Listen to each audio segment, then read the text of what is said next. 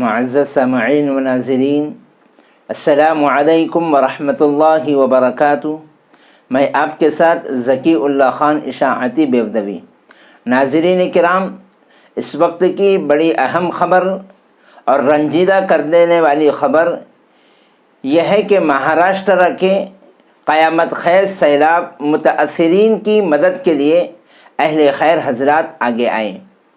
مہاراشٹر کے کئی اضلاع بالخصوص کوکن کے رتنا گیری، رائے گڑھ و دیگر علاقوں میں مسلسل بارش کی وجہ سے قیامت خیز صورتحال کا سامنا ہے۔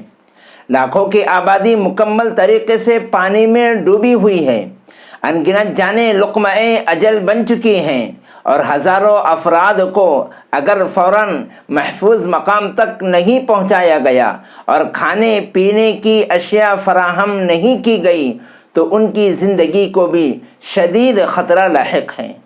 ایسے حالات میں جمعیت علماء ہند کے ریاستی و مقامی یونٹوں نے حتی المقدور بچاؤ اور راحت و رسانی کا کام شروع کر دیا ہے۔ نیز جمعیت علماء ہند کا ایک مرکزی وفد بھی متاثرہ علاقوں میں پہنچ چکا ہے۔ نیز کام کو منظم کرنے کے لیے ایک ریلیف کمیٹی بھی تشکیل دی گئی ہے۔ تاہم جس قدر تباہی ہو رہی ہے اس کے مد نظر وسیع پیمانے پر تعاون کی ضرورت ہے۔ بالخصوص متاثرہ علاقوں سے لوگوں کو بچانا، ان کو شیلٹر ہوم، کھانے پینے اور برتنے کی اشیاء کی فراہمی اس وقت کی سب سے بنیادی ضرورت ہے۔